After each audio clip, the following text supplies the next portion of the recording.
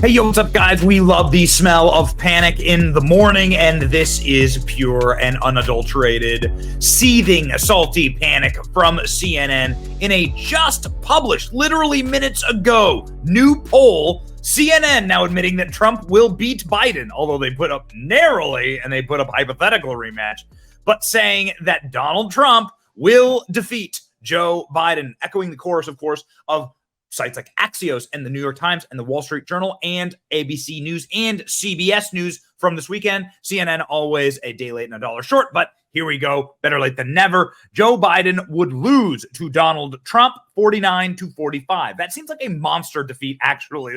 That's more like a 300 electoral vote defeat for Donald Trump. Remember, Donald Trump got 306 electoral votes, defeating Hillary Clinton soundly in 2016.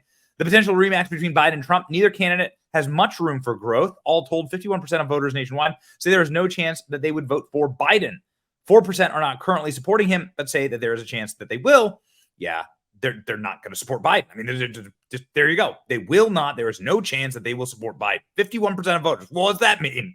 That means Joe Biden's in negative territory for re-election.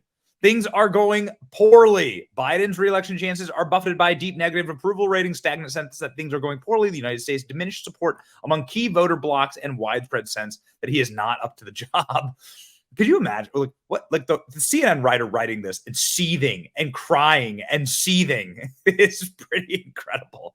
The reactions on CNN have been absolutely delicious. I mean, just chef's kiss.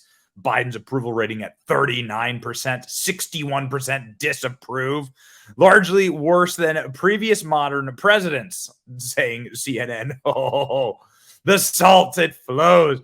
The reactions to these polls have been just tremendous. Again, just a complete masterpiece. Listen to Van Jones. This guy is a man who worked with Barack Obama to elect Barack Obama, who is a longtime CNN analyst, saying it's time for Joe Biden to go. We need Joe Biden to drop out of the race. Fascinated by right now, Van, is the reality of the head-to-head between the guy who's leading that race and the current president of the United States. And 1 year out, with the severe issues that the president has with the coalitions that made him president in 2020, whether you think he can actually come back from that. Well, right now he's swimming in oatmeal. I mean, Biden. I mean, it's tough because you look at the economy, the numbers are pointing in the right direction overall. He should be doing well with his base, pass more bills and more laws. If he were to retire right now, he'd be on Mount Rushmore in terms of what he's been able to do. So should he? I would argue that it's time for him to look at that, looking at these numbers. People say, well, Obama was down. Joe Biden is not Obama. I mean, Obama was still, he had the legs, he had the charisma. Biden is not there. And so wait a second. So Van Jones won. You heard that correct. Van Jones is saying, Mr. Van Jones, Mr. TV, Mr. Obama guy, all right, saying Joe Biden's got to resign. Like Joe Biden needs to resign. And then saying the difference between him and Obama is that Obama has legs. Joe Biden being unable to walk. So look, you're going to watch the debate tomorrow. The debate tomorrow is really it's going to maybe be a leader in the Republican Party in 4 years. I mean, or who's going to be the vice president. It's important. These people are important. I am proud to see that there's 3 people of color on that stage. That's a historic moment we shouldn't miss tomorrow night. But none of these guys are going to catch Donald Trump. So you're looking at Donald Trump versus Biden, and the Biden coalition is tired. It's uninspired, and people are scared. And there's no point in pretending that's not true or having people from, the Biden camp yell at us for pointing out the truth. That's the reality right now. You just said what David Axelrod tweeted on Sunday about, Biden has to make this decision. Is it best for the country if he runs? What Tim Ryan told Casey Hunt about Biden shouldn't run. And then now here's John Fetterman. Let me say something that might be uncomfortable. That right now there are two additional Democrats running for president right now. One is the congressman from Minnesota. The other one is the governor of California. They're both running for president, but only one had the guts to announce it. Come on, man. I mean, this is again, the party's in collapse. Joe Biden, I don't know how they keep it going. At this point, I just assume that the greatest thing to have happen to the Republican Party will be Joe Biden being allowed to run for president. Are they going to allow it? That's really the question. Van Jones saying, no, they should force Joe Biden to retire. They need to force Joe Biden to resign, and that he doesn't have the legs.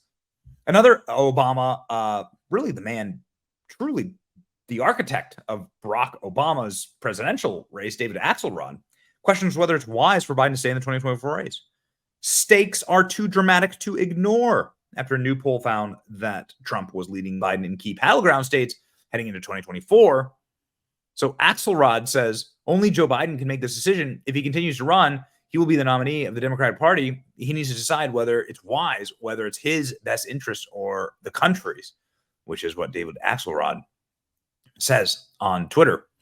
It's very late, or X, correction, don't dead name Twitter. It's very late to change horses. A lot will happen in the next year or so. Biden's team says his resolve to run is firm. He's defied CW before, but this will send tremors of doubt through the party.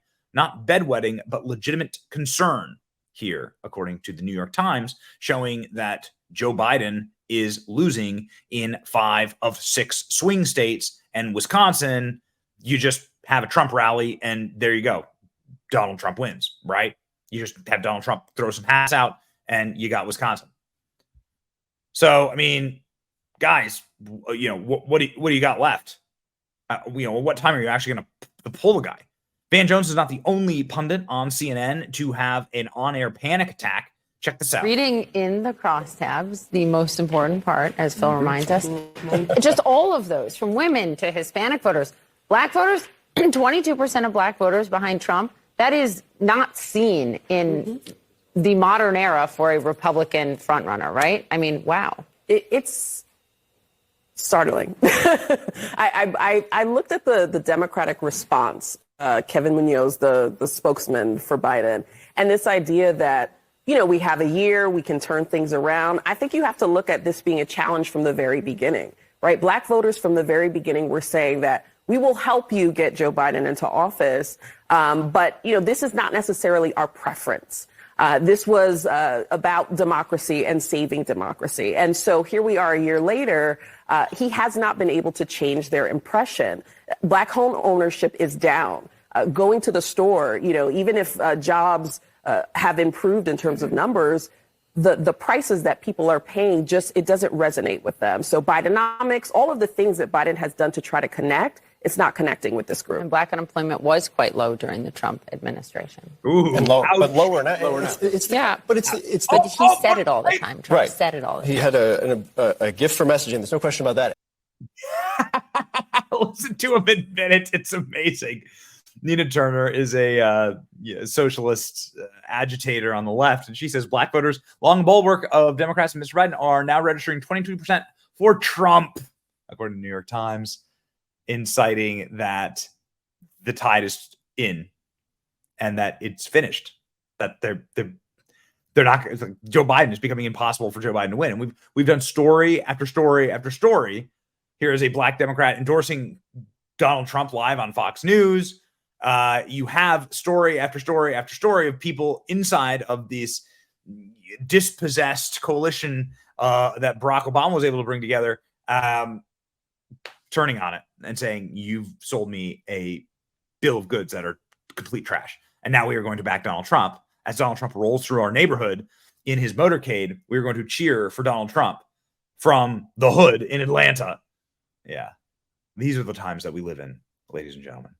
And they are fascinating times. You have multiple Obama staffers saying Joe Biden must drop out. You have CNN, New York Times, CBS News, every single outlet saying that Donald Trump is now soundly defeating Joe Biden. And who could have guessed? We're less than a year away from the presidential election. It is going to be a romp. We're looking forward to it. Follow along with us, like, share, and subscribe. See ya.